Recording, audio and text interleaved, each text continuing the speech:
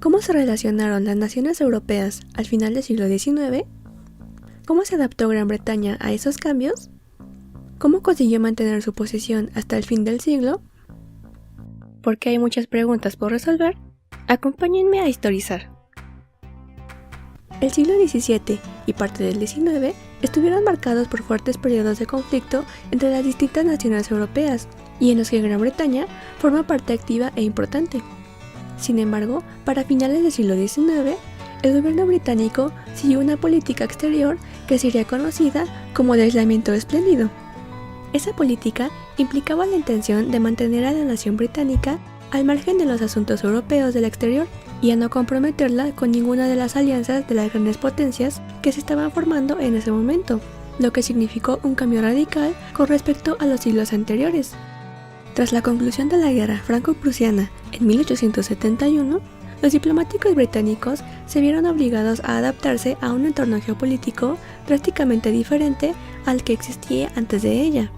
Francia salió como perdedora de la guerra, lo que alteró las posiciones de poder en el continente, y el nuevo Estado alemán ya unificado suplantó a Francia como la potencia europea de mayor importancia, solo detrás de la británica.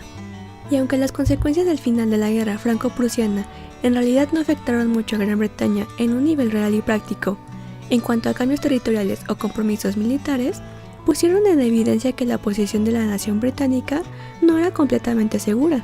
¿Qué está pasando, doctor? ¿Qué está pasando? Ya que ahora, cualquier modificación o crisis en las relaciones entre las naciones más poderosas de ese momento, sin duda tendría consecuencias para la posición de Gran Bretaña. Además, intensificó los resultados de otras tendencias mundiales que ya se veían venir, como el crecimiento de Rusia en Asia Central, el ascenso de Estados Unidos como gran potencia y la mayor conexión entre los acontecimientos externos y sus consecuencias para las naciones europeas. Uno de los primeros ejemplos de esto fue la guerra ruso-turca de 1878, que impulsó al primer ministro británico Benjamin Disraeli a pensar en la posición de Gran Bretaña en el Mediterráneo. Al principio, el ministro pensaba que una victoria rusa en esa guerra solo podría conducir a la completa desintegración del Imperio Otomano y a una lucha entre las potencias por sus fragmentos, lo que podía provocar una crisis en el continente por la competencia entre poderes. ¿Quieres que explote el universo?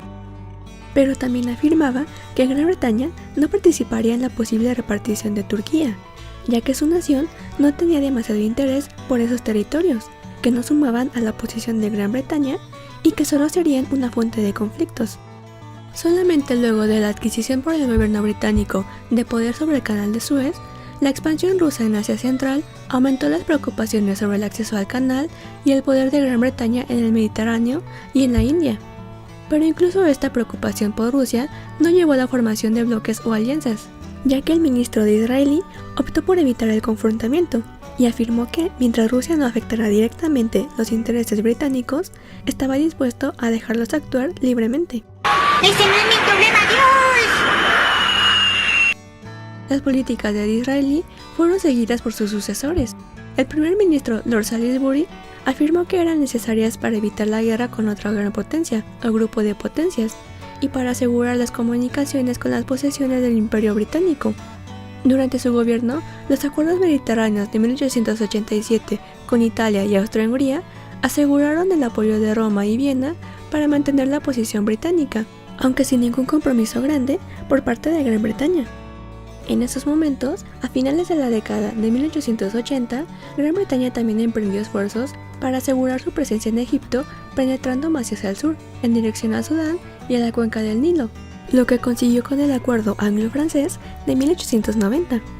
Mientras tanto, en otras partes del Mediterráneo, los diplomáticos británicos siguieron intentando mantener un equilibrio, negociando con cada potencia individualmente e intentando calcular las consecuencias que cada acuerdo podía tener. Matemáticas, hijo.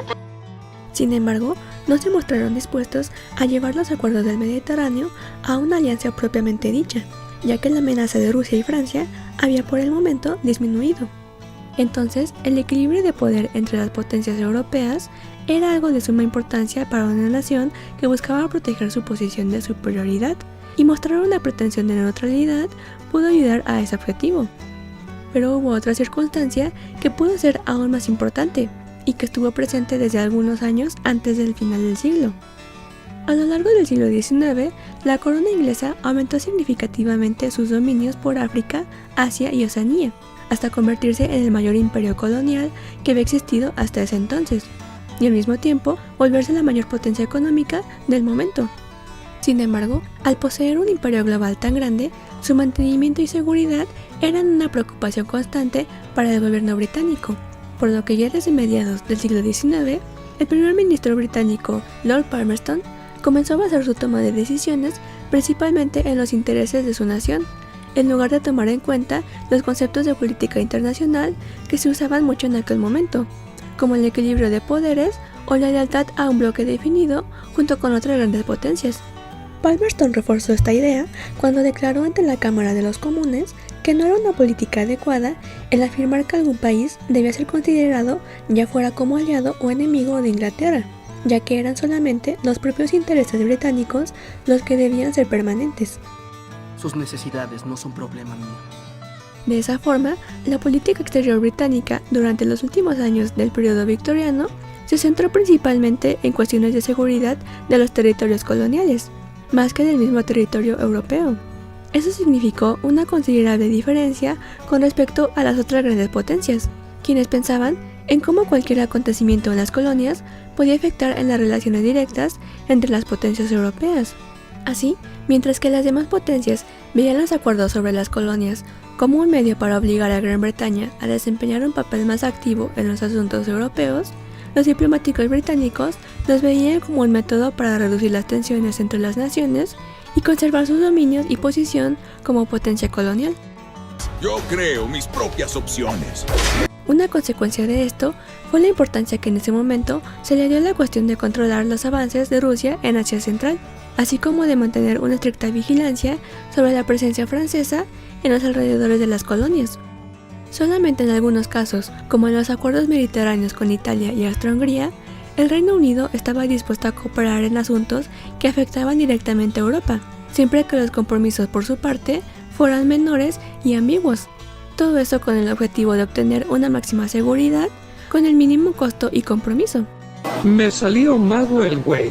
De esa forma, los diplomáticos de finales de la época victoriana buscaron una manera de manejar las relaciones internacionales mediante la cual se pudiera mantener la posición de su nación, garantizar la paz regional y que Gran Bretaña tuviera que soportar poca o ninguna carga.